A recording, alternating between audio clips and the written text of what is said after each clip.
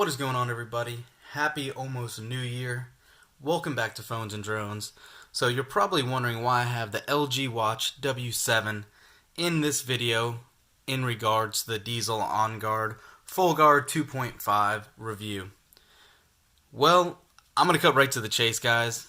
After using it for a month or so now, I just can't recommend it to you guys, unfortunately.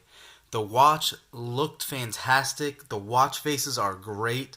However, I was having numerous issues, and I wanted to let you guys know that for some reason, the battery life on that watch is atrocious. And for those of you that follow my channel all the time, you'll see I review quite a few smartwatches.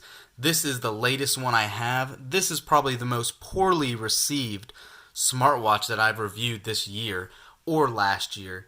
And I would say this watch, the LG Watch W7, is a much better smartwatch in regards to receiving my notifications timely, in regards to better battery life, and somewhat of a unique design for a classic timepiece. I have to say, this is the watch to go for, and you'll be saving money. Now, in that video I did with the Diesel On Guard 2.5, I praised the watch. I really wanted to give it a chance. However, it just was not going to cut it. I could barely make it through what equated to probably maybe 10 to 12 hours in a normal routine. I usually go and take it off the charger at about, we'll say, 7 o'clock in the morning, maybe a little earlier than that. And by 7 p.m., it was barely hanging on to a thread. I've done nothing different with that watch as opposed to this one or any of my other wearables. I get quite a bit of notifications. All my notifications are turned on in the watch. They've always have been. They've all been treated on a level playing field. However, until they figure it out with a new software update, I can't recommend it, guys. And I've heard nothing in terms of an update to Wear OS or anything specifically from Diesel in regards to an update. Having said that, I want to touch on this and kind of put this video as a 2-in-1. This watch right here was, again, like I said earlier, probably one of the most poorly received Wear OS devices just because of how unique it was and what LG kind of did and how much more that those hands impeded on your notifications. You can see they're like unique gestures they have set up so you can clear through the screen and actually read it so the hands don't get in the way.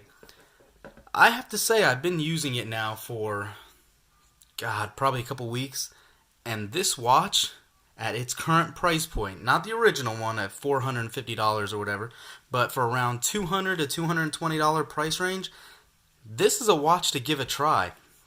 Yes, the digital crown, or whatever you'd like to call their version of Apple's digital crown on the side here, is not as great. It doesn't rotate as seamlessly.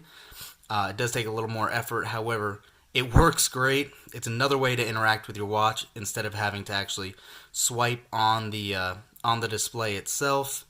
So keep that in mind. You're getting all your regular Wear OS features. You are just not getting that new Snapdragon chip. This still has the old 2100 instead of, I believe it's the 3100. The watch faces, as you can see, do look great on this device. I personally like that instead of having to turn on the standby screen, you can have your actual physical mechanical watch hands there to see. Gives it more of an elegant, traditional watch type design.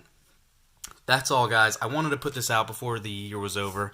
I wanted you guys to see this isn't as bad as people claim, and that Diesel one wasn't as good as we were all hoping it to be.